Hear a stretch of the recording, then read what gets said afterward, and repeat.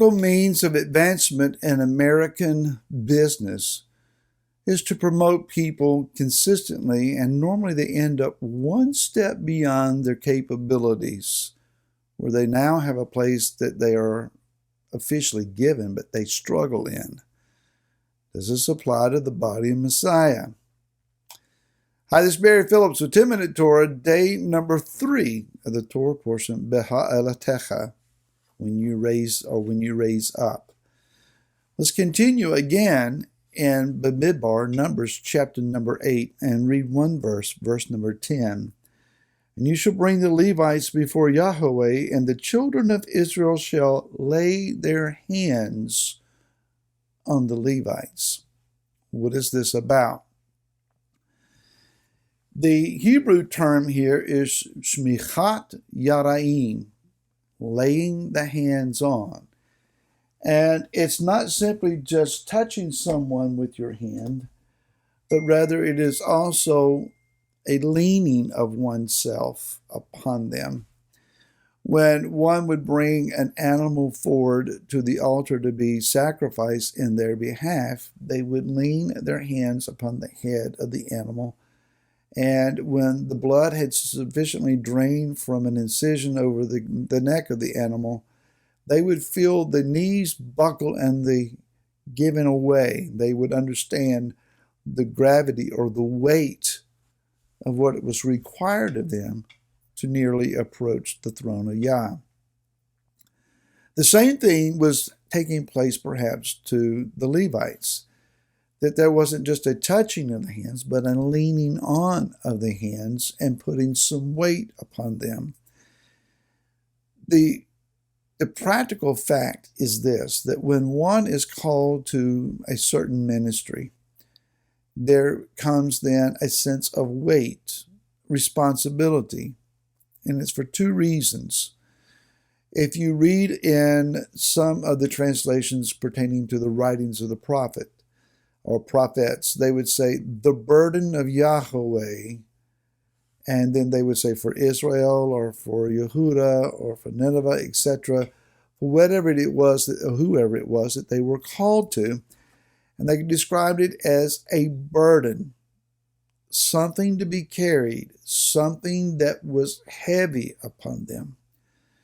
Also then is the idea of kavod, K-A-V-O-D. It is the weightiness, the heaviness, the authority weight that comes to us from the presence of Yah. The presence of Yah, his sensing of his presence upon us, is a heavy thing. Sometimes it's so heavy you can't stand up under it, literally in a physical sense, and people kneel or even fall on their face before him. So there is this sense of weight, a sense of responsibility, a carrying of a burden. And it's not a burden that would be grievous necessarily, although sometimes the sins of those to whom we are responsible for, their sin or their rejection of the word does become grievous to us. And so there is this sense of weight and responsibility. In the book of 1 Timothy, as Rav Shaul is giving some instructions to this young pastor, he writes in 1 Timothy chapter number 5, I want to read several verses here. He says in verse 17 and following, "Let the elders who rule well be counted worthy of double respect, especially those who labor in the word and teaching. For the scripture says, you shall not muzzle an ox while it treads out the grain. The laborer is worthy of his wages. Do not receive an accusation against an elder except from 2 or 3 witnesses. Reprove those who are sinning in the presence of all, so that the rest might also fear. I earnestly witness before Elohim and the Master Yeshua Messiah and the chosen messengers that you watch over these matters without prejudice, doing none at all with partiality." And then verse 2, the first phrase says, "Do not lay hands on anyone hastily." It goes on, "Nor sharing their sins, keep yourself clean."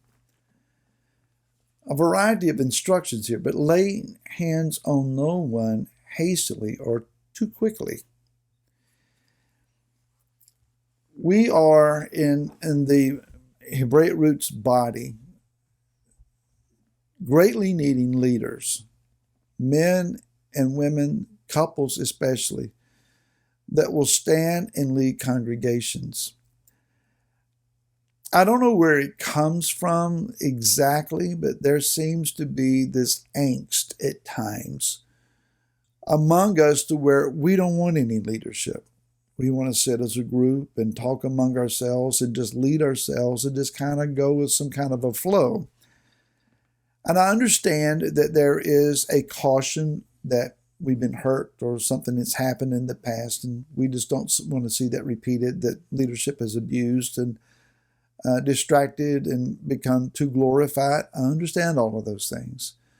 But Yah's model is for those who know His presence, those who study His Word, those that are called to a place of ministry, that they should be allowed to function in ministry. The scriptural example is for elders, those who have a position of honor and respect among the group should lead. And it doesn't mean that they rule ruthlessly and without any check system, without any accountability or responsibility. And the admonition to Timothy here was, don't advance someone, don't lay hands upon someone, don't separate someone to this task before they're qualified or ready. Don't do it too quick. As I said in the opening statement, sometimes we get promoted just beyond our capability, and then we're over our heads. And we're wondering, Father, how do we get out of this? What do I do now? Someone asked me recently, where are the prophets? Where are those that are significant in their walk with God, that discern His voice and have the ability to tell us what we need to understand? Where are the prophets in our movement? Where are the legitimate leaders? It could be that we're not seeing prophets, and we're not seeing apostles, and we're not seeing enough pastors, because there are congregations who desperately need someone to help them and to lead them. We're not seeing these ministry gifts. It could be for two reasons. Number one, people are not willing to serve in that capacity. They see it's too heavy a burden. It's too much responsibility. It'll take too much time.